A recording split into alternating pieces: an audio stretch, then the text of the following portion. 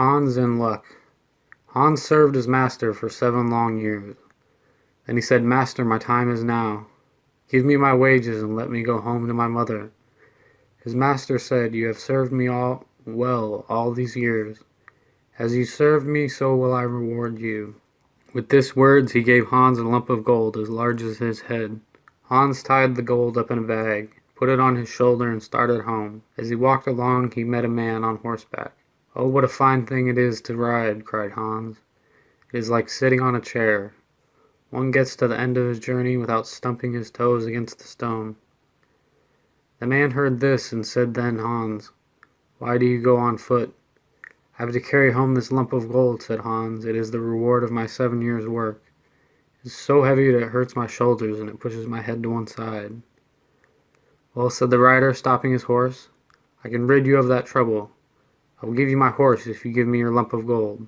"That I will, and thank you too," said Hans, "but you will have a hard time carrying it." The man got down and took the lump of gold. Then he helped Hans mount and put the bridle in his hands.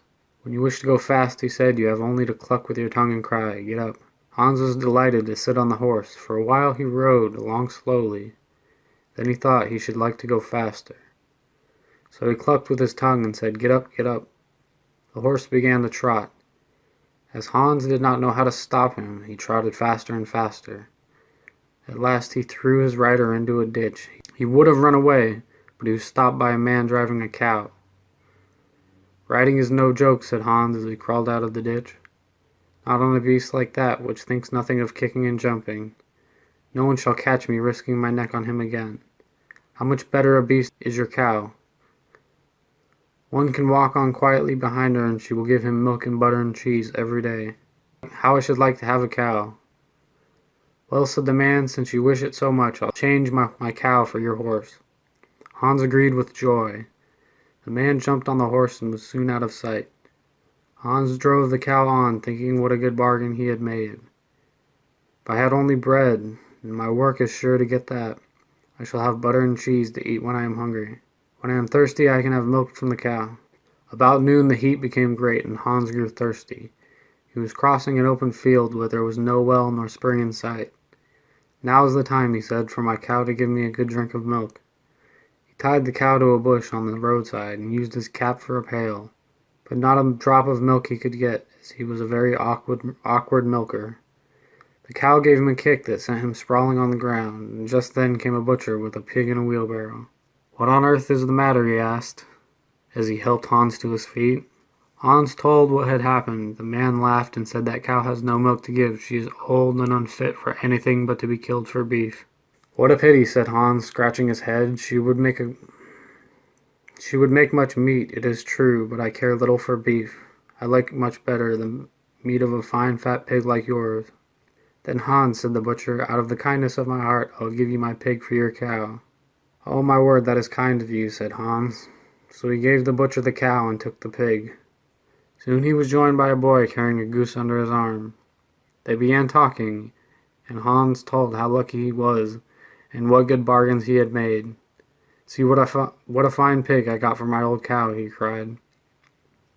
"Yes," said the boy, "but only see my goose and feel how heavy it is. It has been fattening these 8 weeks. When it is roasted, how the fat will drip." "It is a fine goose," said Hans, "but not heavy as my pig." The boy looked up and down the road, then shook his head. "I fear that pig will get you into trouble," he said. "I've just come through a town where a pig has been stolen from its pen. I fear it is the very pig that you have. The men are out looking for it, and it would be bad for you to be caught with it in your hands." Poor Hans began to be frightened. "Alas," he cried, "what shall I do? Can you not help me?" "I run some risk if I do," said the boy, "but I have not the heart to leave you in trouble. I know the country better than you do. I will try and get away with the pig if you give it to me, and take this goose instead." To this Hans gladly agreed. The boy hurried away with the pig, and Hans went out with the goose under his arm. "When I think of it," he said to himself, "I have gained by the change. I have a nice goose to eat. Then there will be goose fat to spread on my bread. Last of all, the beautiful white feathers will stuff a pillow. With my head on that, I shall sleep without rocking. How pleased my mother will be." And now he came to a village. Here he saw a knife grinder turning his wheel. As he turned he sang, "Old knives and scissors like new I grind, and round whirs my wheel as swift as the wind." Hans stopped to look at him. At last he said, "Your trade must be a good one since you sing so at your work." "Yes, indeed," said the man. "A good knife grinder finds money in his pocket whenever he puts in his hand. But where did you find that fine goose?" "I did not buy it," said Hans. "I changed it for a pig." "Oh, and where did you get the pig?" "For that I changed my cow." "And how did you come by the cow?" "I gave for it a horse." "And how did you get the horse?" "I gave for that a lump of gold as big as my head." "And how did you get the gold?" "It was my wages for 7 years of work." "Well," said the knife grinder, "you are clever at trading. Now all that you need is always to have money jingling in your pocket." "But how can I get that?" asked Hans. "Why, you must turn knife grinder like me," said the man. "You need only a grindstone, and by good luck I have one to sell.